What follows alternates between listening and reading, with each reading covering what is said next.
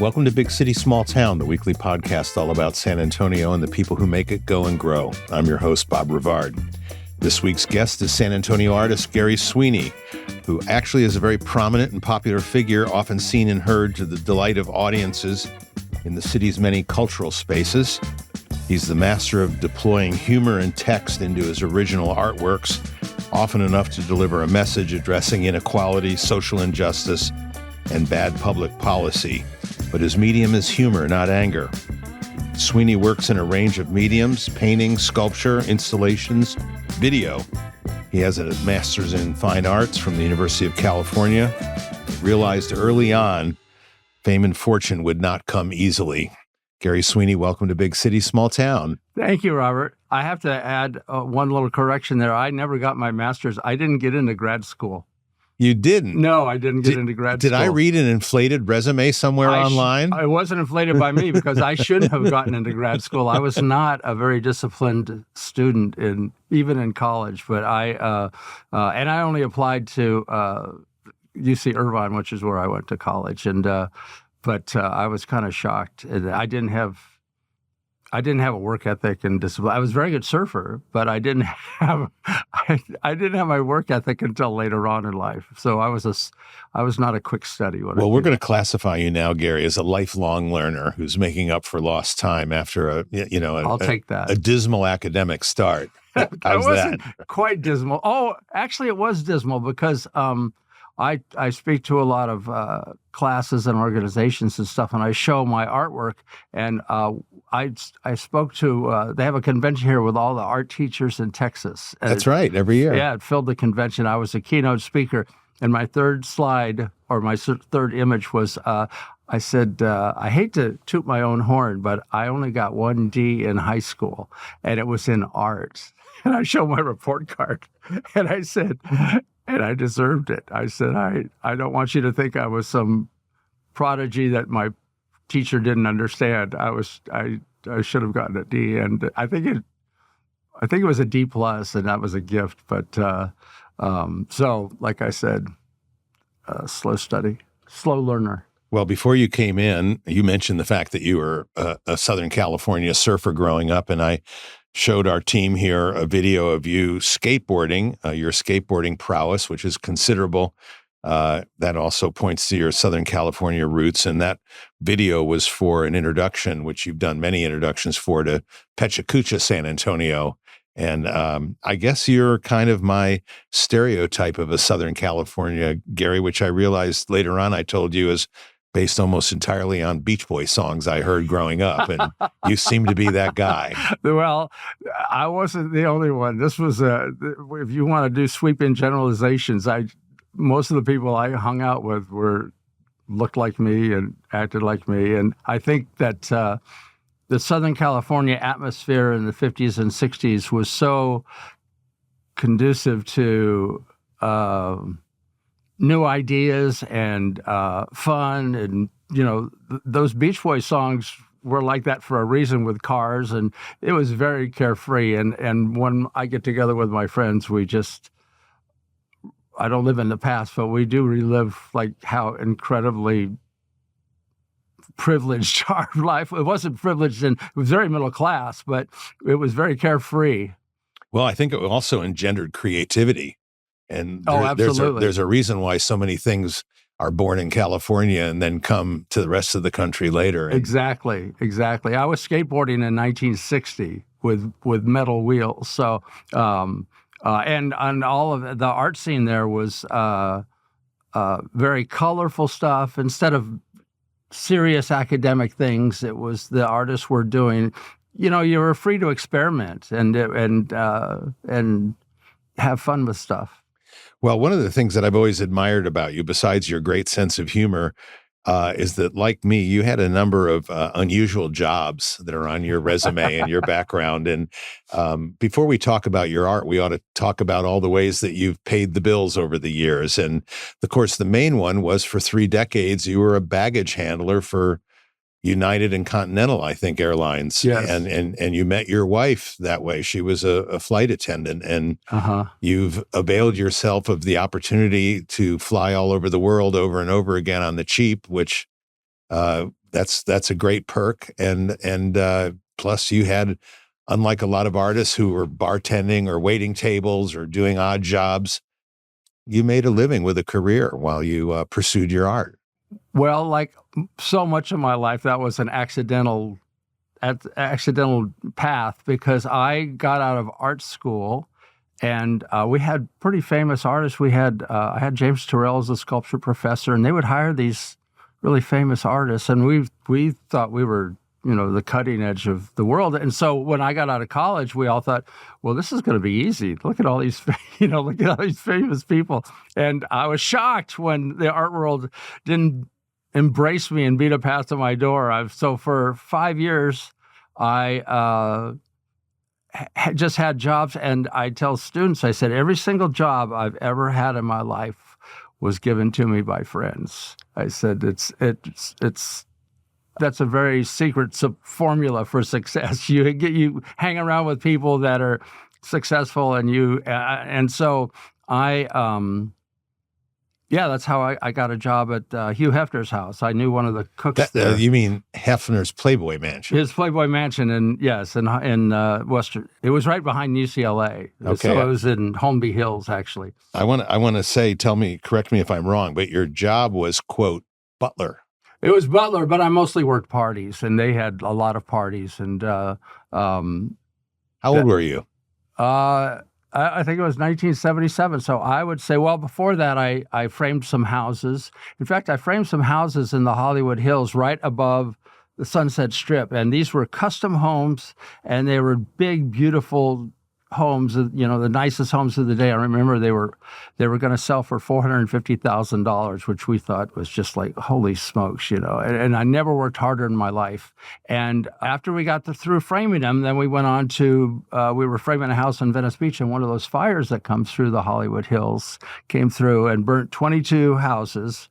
And ours was one of them. And we went back there, and there was this barren landscape with a foundation and a melted circular staircase and hundreds of thousands of nails. And he says, and my boss said, you want to build it again? And I said, no, I don't want to build this again.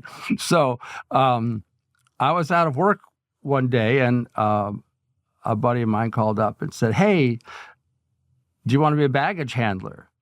And I said, to tell you the truth, Mike, this is another Mike. I said, Mike, on the bingo card of the careers I had set up for myself, that wasn't on it. And I wasn't saying no, but I said, I have basically never thought of being a baggage handler. He goes, well, you can fly to Hawaii for free. And I said, well, yeah. And I am out of work, so I think I will do that. And I don't know how long I thought I was going to do it, but 35 years later, I could have not mapped out a better adult job for myself, because for the first 5 years, I didn't have any success as an artist, and so we could pick up hours. Everyone knows how to do everything on the ramp. We know how to drive around airplanes, and so if you wanted to work for me, all we had to do is like fill out this card, and you could work for me. And we were only required to work like 2 days a week, and that was the minimum. They had to set a minimum. And then they didn't even care. They just, as long as somebody showed up for you and they had opposable thumbs, then they would, they could work for you. And so I was the one picking up all the hours for people because I was broke. And then I started getting some success as an artist. I started getting some public art commissions and stuff. So after 5 years, I started getting some success. And then by the end of my career, I was only working 2 days a week. And it was just this perfect job. And I tell students, you don't think about that when you're in art school. You don't think about 401ks. You don't think about paid sick days. You dream of being a successful artist. It's like, I'm just going to be in my studio. It's like, well, what are you going to do about medical? It's like, well, I don't know. I'm going to sell so much artwork. I'm going to be rich and famous. But so, like I said, I could not have plotted out a better job for myself. Well, you must have loved to travel. Oh, absolutely. Do you have any idea how many countries you've been to? I think I've been to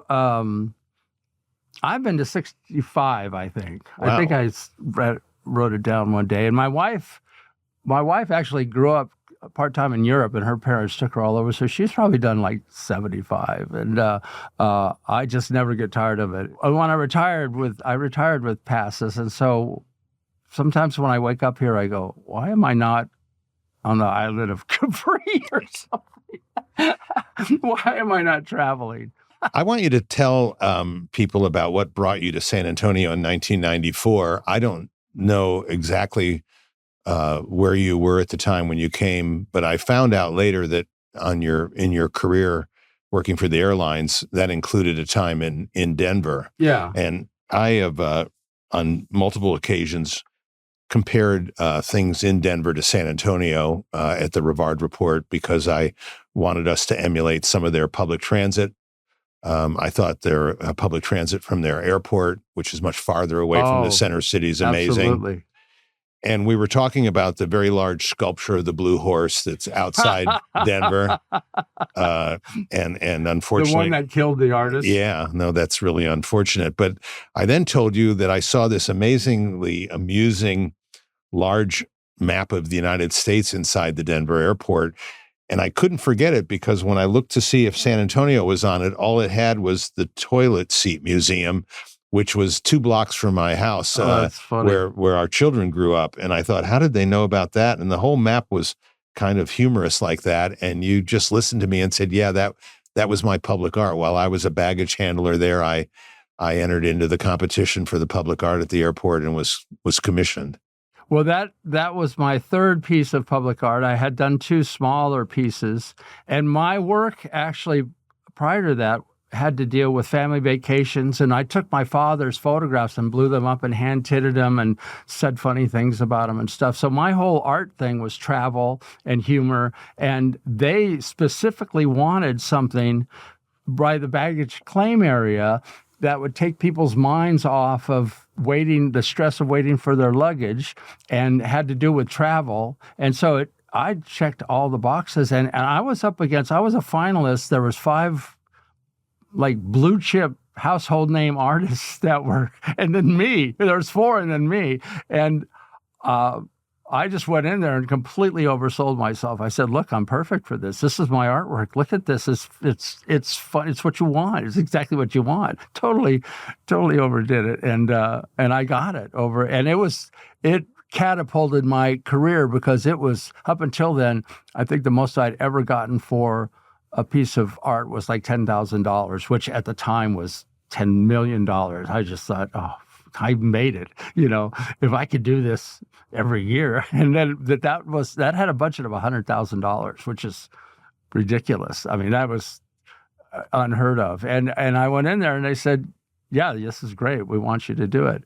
So I really threw myself into it. And for 2 years, I had an idea of what I wanted to do. And for 2 years, we drove around to the Barbie Doll Hall of Fame and where's that at? It's San Jose, California. And we went. There's a barbed wire museum in Kansas. Anyway, there's like 300 of those things on those maps. I just started doing this research, and I found the most obscure museums. And that was Barney Smith's Toilet Seat Art Museum was there, and there was the Beer Can House in Houston, and there was a statue to the killer bees down in the border of Mexico. Anyway, Janet and I would fly into, it was 2 years in the making. So we would fly into, say, Ohio, and we would take pictures of the world of rubber in Akron, Ohio. And then we would go to this woman's house who had 73,000 buttons arranged in geometric patterns on her wall. And so we would go into these little places,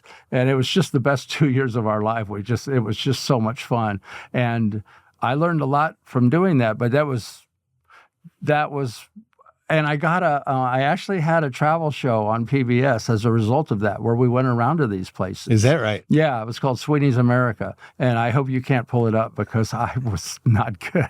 I just can't watch it. I was a very amateurish host, but we had a lot of fun. And we would go, in Kansas, there was the world's largest fur ball that they got out of a cow that was about the size of like one of those medicine balls. And so we just had a blast. And I got a lot of recognition for that. In fact, USA Today had a readers poll on their favorite public art, airport, public art. And it was by the airports. And the Denver airport got the most votes. And on the front page of the USA Today was my map. And it was really cool. And I want to say, though, that the artwork in San Francisco is much better than the ones in Denver. But they had like Terry Allen. They spent a lot of money on the artwork there. Well, the artwork that you did in Denver is titled America, Why I Love Her. Yeah. It was and what year was that completed? 94. So that is 30 years old. It's still there. Yeah. Oh, it's permanent. That's locked in. And it's actually held up really well. So tell some more stories about other art pieces that you've done. The Battle of the San Antonio River. Oh, that was okay. That's one of my favorite. We're from the Battle of the Alamo City. Yeah. But you turned that into the Battle of the San Antonio River. Well, the San Antonio River Authority had an opportunity to make these benches along the Mission Reach. Mm-hmm. And they asked these artists, I think they asked 6 artists to submit these proposals. And Vincent Valdez has one, Riley Robinson has one, and they're benches along the San Antonio River. And when I was growing up, my parents used to, we traveled a lot in our van, and we drove all over the United States. So that's where my travel bug probably came from. But we used to go to Civil War battlefields because I was a Civil War buff. And so we would go to, like, say, Gettysburg, and there would be this panel overlooking the battlefield, and it would explain to you how the battle unfolded and what happened. Day one, this happened, and there was all these arrows and illustrations, and then Pickett's charge was over here. And so I just took that idea and I turned it into the Battle of the San Antonio River, and which didn't exist. No. And well, here's how stupid it was. I started out, I just took basically all of the major naval battles in history and threw them all together. So I had the Carthaginians coming up from the Gulf, and then I had the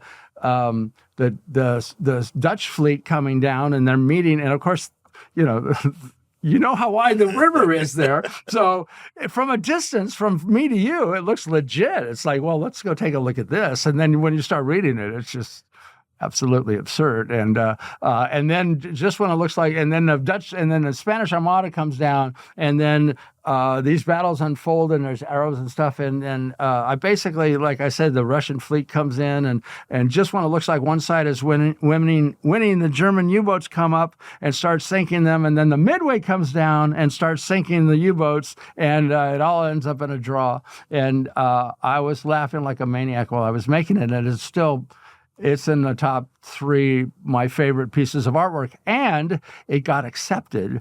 And there were 17 people on the panel, and they say it's the only one that unanimously got accepted. Everyone loved it. They just thought it was great. And then it started making its way up the ladder of the people with the county people and stuff, and they just said, no go. Don't ever darken our doorstep again. Yeah, this is not no, but hell no. This is never going to be on river property. I mean, they were that adamant about it. And so so David Rubin of the San Antonio Museum of Art said, well, we have the museum reach, and I'll just run it past the acquisitions committee, and we'll put it right by the Pearl overlooking the river. And so the acquisitions committee said, no, we don't want that. And so then, and I just said, this has to find a home. I'm still obsessed with it. It's been so long. You had made it. No, I had only made a mock-up of it, but the pieces out at the airport, those panels that make fun of San Antonio, they were made by the company up in Tumwater, Washington, that actually makes those national park panels. So they were on board. I had them. They were all ready to go. They just wanted to make that and it was going to be on a absolutely metal-proof, weatherproof panel. And anyway, so they kept calling me, going, when do we get to do this? And so I was commissioned to do something with Ken Little and the art guys up at Lady Bird Lake when they built that pier that goes out there. And this was going to go along, and I just changed it. This is downtown Austin. This is on the lake in Austin. And I just called it the Battle of Lady Bird Lake and just changed it around. And that for a year, it was a green light, and everyone was really eager. And the only hurdle I had to do was the last hurdle was take it into City Hall. And I have never been so hated in all my life. This one woman, if her eyes had been laser beams, she said, and I can laugh about it now. I was really upset at the time. But this woman said, "Mr. Sweeney, we just don't think your sense of humor is appropriate for the city of Austin." And I said, I did one of those Scooby-Doo things like, what? Everyone's going. And I said, and we were in City Hall, and I said, okay, right behind me in City Hall is a bronze statue of the most famous pot smoker in the world, and you dedicated it on 420. And you don't think my sense of humor is appropriate? And she was having none of it. She hated me. And like I said, I was upset when I was driving home, but it makes such a funny story because Austin, of all places. And then San Antonio lets me do those billboards along the parking garage that actually make fun of San Antonio. Talk about those a little bit for people that haven't seen them. Well, they have a parking garage, and it's since been obscured by another building in front. But before, there was a parking garage, and they had money for public art, and they asked me to make these proposals. And I made these things that look like old-fashioned billboards that are promoting San Antonio, and there's 8 of them, and they make fun of San Antonio. And I told the art committee there, I said, you have to go to bat for me because, I've been burned a couple of times. I said, they're not going to like it. You have to convince them that this is good. And so the first one is a old postcard of the San Airport with these old cars from the 50s and the old terminal and a plane taking off, and it's very vintage. And it says San Antonio International Airport. And then in the starburst, it says now open year round. And so the second one says is a vintage advertisement for a gas company from like a magazine from the 30s. And it's this couple that are looking at a map, and the gas station attendant has pointed it out. And behind them is a signpost that says Bernie and, oh Christ, what are some of those? New Braunfels and what are those other? What else do they mispronounce up there? Anyway, it's all these hill country. It says Hill Country, Texas. We have dozens of towns you can't pronounce. And the third one is anyway. They all make fun of San Antonio. And so when I went to present it to them, I was kind of braced for the same response, and they loved it. So San Antonio was just we're better at laughing at ourselves. They were over the moon. They were going, we can put these on mugs. We can put these on T-shirts. And I'm going, wow, this is very good. My hat's off to them for being so cool. And they were made by that company, and they're very weatherproof. They're made with the same material, old gas station signs. It's a ceramic baked enamel. And okay, the last one is a picture of the hemisphere. And it says San Antonio Hemisphere, and it's a drawing that was on the pamphlet, and it says Hemisphere 68, and then in the starburst it says you're way too late. So in case somebody wanted to know. And then they had one that's it's like an old ad for like a ski place in Switzerland, and maybe from the 50s or something. And it says Winter Wonderland, San Antonio, Texas. And these people are skiing and they're flying off these mountains and stuff. And when we had that snowpocalypse, it was covered in snow. And the social media just went crazy over it because it was, it was supposed to be a spoof, but it was actually covered in snow. Well, where can people today see Gary Sweeney art in the San Antonio public arena? Just about anywhere. You have the outdoor mural at the San Antonio Art Museum. I have that made from discarded signs. Confluence Park has benches that I designed for their pollinator garden, and all the benches there that have designs in them were made by me. There's do those have some subtle or not so subtle messages? No, but they're kind of sweet. And there's a pollinator garden, and at first I was making these pretty realistic wasps and bats and stuff, and they're kind of scary looking. So I made them look like like a 5-year-old drew them. So they're real innocuous. And there's on the Riverwalk, they have a sculpture garden that goes along the other side of the street from the convention center where they have these sculptures. And I made a sign for the Riverwalk out of discarded signs that tells you about the San Antonio Riverwalk sculpture garden.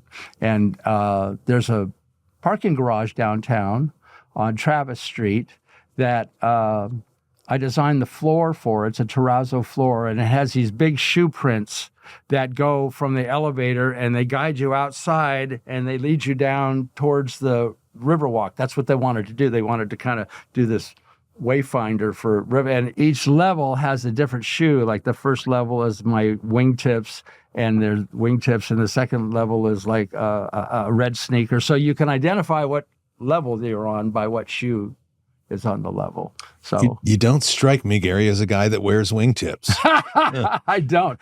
Also, if you go to the convention center, upstairs is a gigantic 75-foot long piece of artwork that I did 20 years ago. And I took discarded signs, and I was going to reproduce. I knew I was going to fail at this, but my proposal, I was going to reproduce an entire book out of discarded signs. And it took me 4 years to collect the first 2 paragraphs. And I knew it was one that it was a project that I knew was going to fail. And I kind of liked that idea that I was just going to do this ridiculously hard Sisyphusian thing and fail at it miserably. But so for 4 years, I collected the first 2 paragraphs. And it was an old, really boring history book that I had to read in 10th grade, and by Will and Ariel Durant, called The Story of Civilization.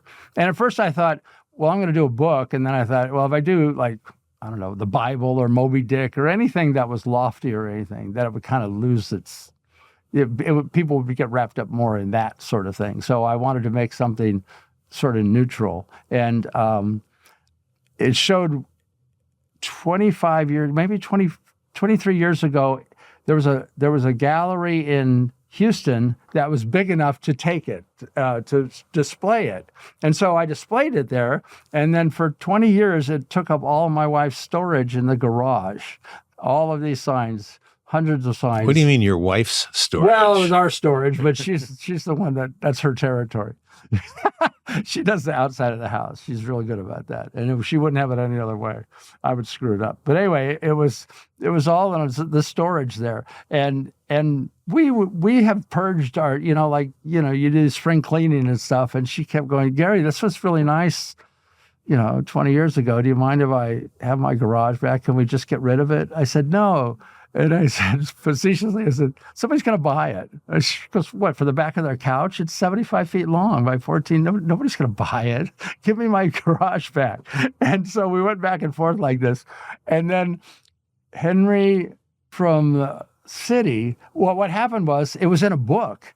And Cheryl Scully saw it because this guy was reading it at his desk. She looked at it. She goes, well, what's that? He goes, it's a local artist, and he did this piece. She goes, I want that for the convention center.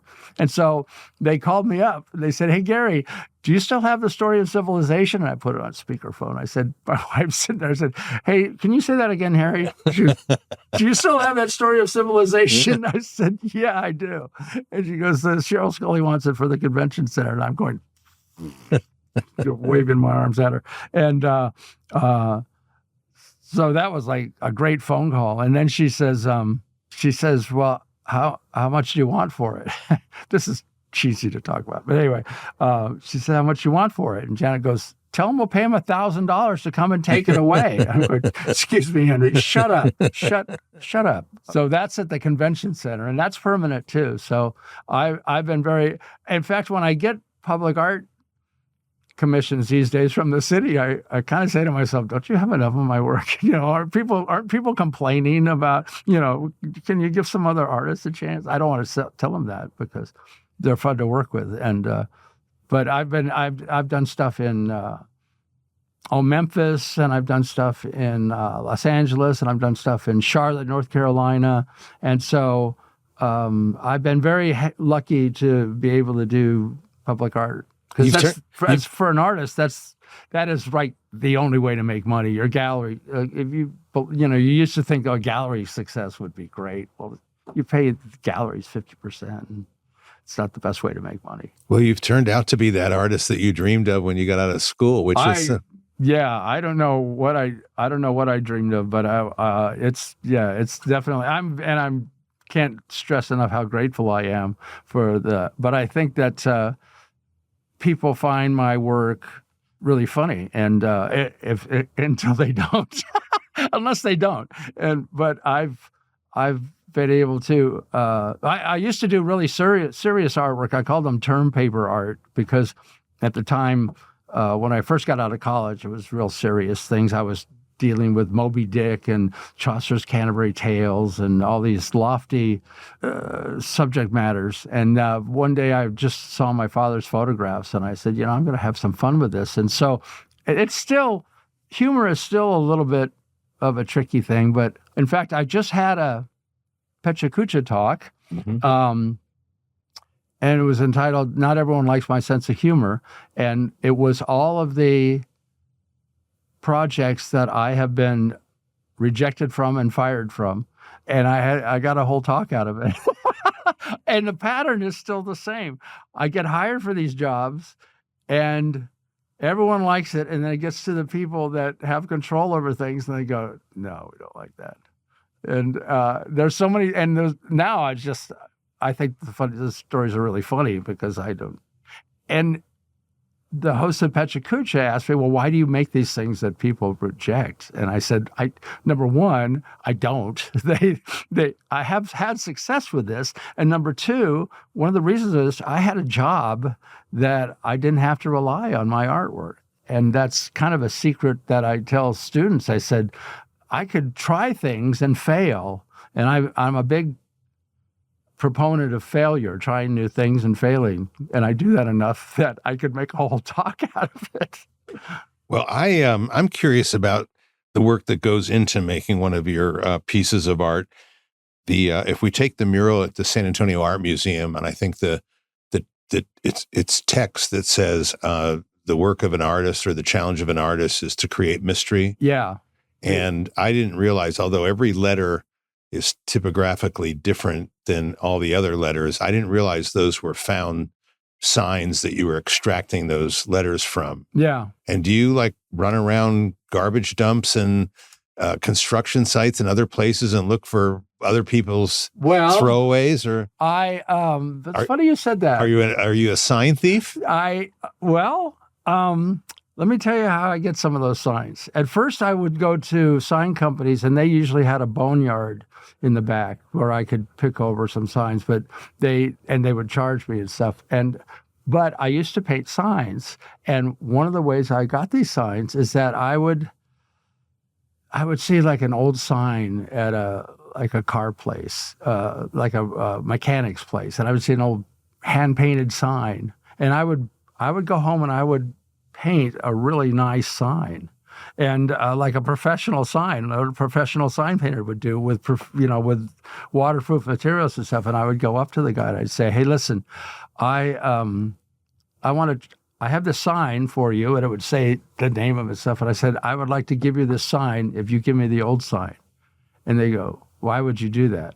And then I'd have to explain. At first, I explained. One time, I made the mistake of explaining it was an art piece, and the guy goes, "Art?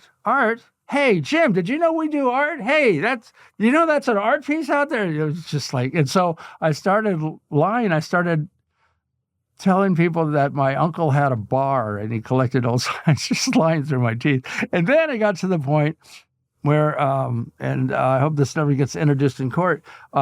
If I saw a sign, I would paint a new sign, and in the middle of the night, I'd trade them out. And there are businesses in San Antonio, Gary, where you have purloined the original sign and introduced a new one. I had all these. I turned into the world's worst driver because I was driving around with this list of words that I had to have, and my wife was just going, "You're looking for signs, aren't you? Would you pay attention to the road?" And I had to have the word pursuit. It was one of the words in the piece at the convention center. To use.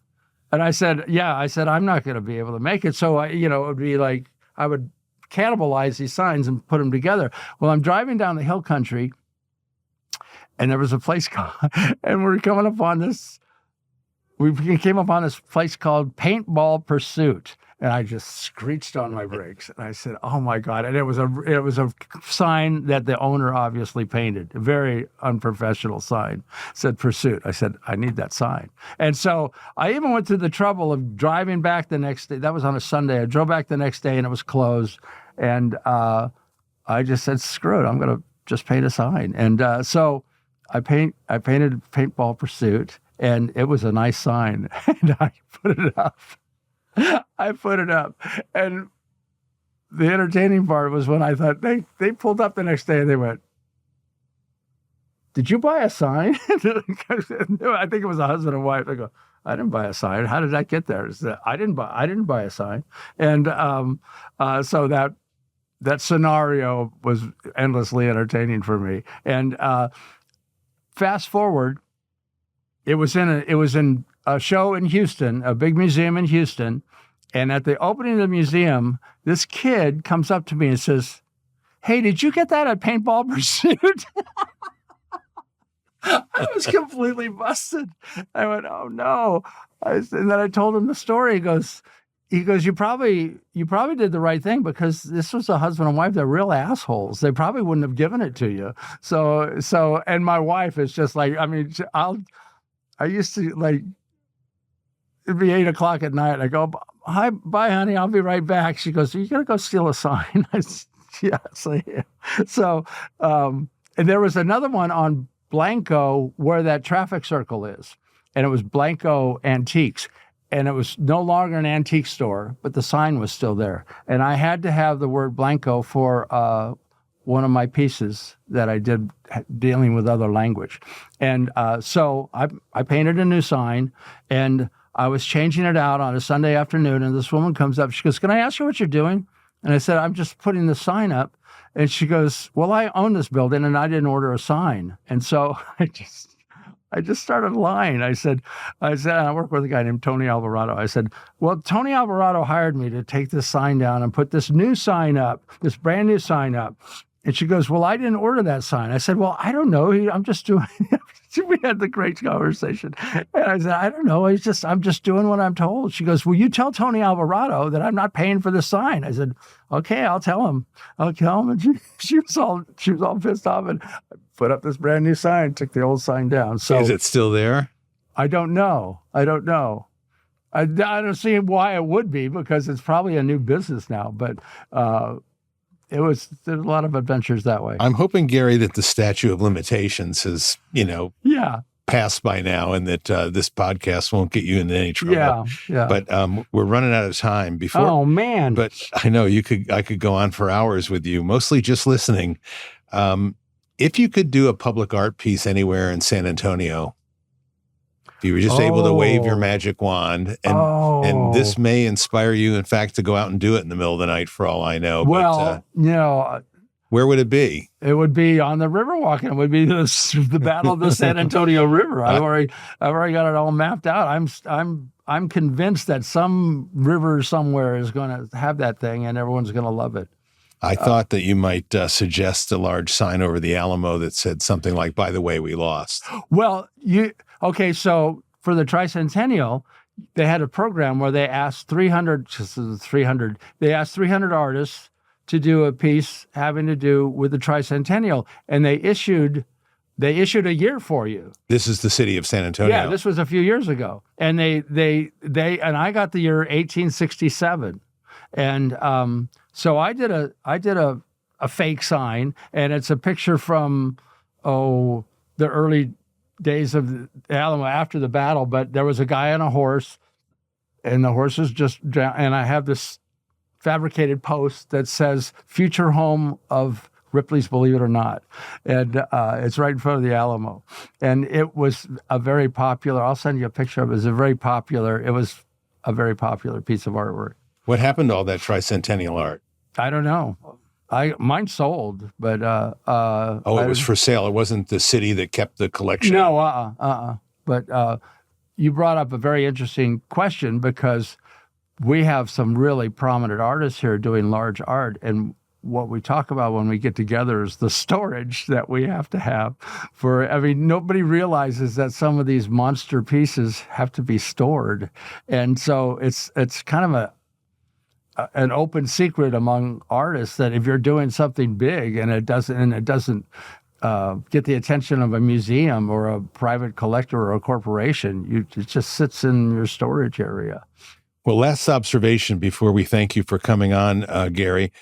I think I was at the Flight Gallery at the Blue Star where I first saw a piece by you. I don't know if it was titled, but I would title it San Antonio, because it was something of a world map or a hemispheric map that showed we're not the only San Antonio in the world. Oh, yeah. And I just thought at the time, we were in the heat of the presidential campaign at the time, that it really pointed out that there's people all over the world that say they're from San Antonio, and it just kind of it erased that us versus them dynamic that's taken over the country in terms of our anti-immigration fervor. And oh, yeah. I wondered what was behind the thinking on that piece. And well, it was sort of like, we're not the only ones here. And, but there's a San Antonio in the Philippines. There's several.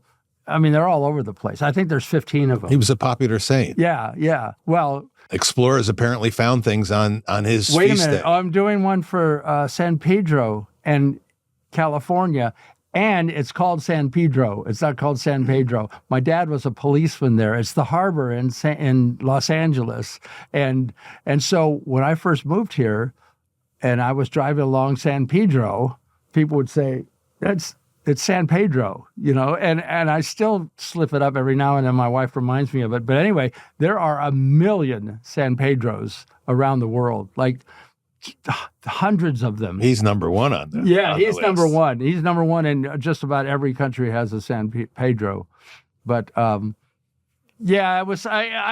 danced between gently poking political stories to political situations. And also I did one with all of the, I did a map of Texas with, we have a Puerto Rico, Texas. We have a Paris, Texas. We have an Edinburgh, Texas. We have a, London, Texas. We have a new Berlin, Texas. And this was a lot of, we have Odessa, Texas. We have, anyway, they're all international cities. And there's a startling amount of a lack of imagination that we have in naming our towns. It's like, well, let's just call this Prague or something. And that was a really fun one. That was very successful. Well, Gary Sweeney, San Antonio artist, humorist, text aficionado. Thanks for coming on to Big City Small Town. This was big fun. Sorry I took up all your time. I did every once in a while they show groups of people my piece at the convention center, because they have tourists that come in, and I'll have the group and they'll do a tour of the artwork at the convention center, which is really good, but they'll ask me to come down and talk about it. And last time it was for 50 or 60 people, I said, well, how long do you want me to talk about it? They said 10 minutes. I said, I can't tell a joke for 10 minutes. I said, 10 minutes, really? They said, well, we'll let you do it a little longer. I think it's Irish, something Irish about it. In case we missed any of your stories, we'll have you back someday. How's that? It'll be part 2. All right. Gary Sweeney, thanks for coming on. You're welcome. This was a blast. Please share this episode with friends and colleagues, and do sign up for our new newsletter, Monday Musings. Big City Small Town is brought to you by Western Urban, building the city our children want to call home, and Geekdom, where startups are born and smart ideas become businesses. Our producer is Corey Ames, video by Erica Rempel, sound engineering by Alfie De La Garza of Sound Crane Audio. We will see you next week.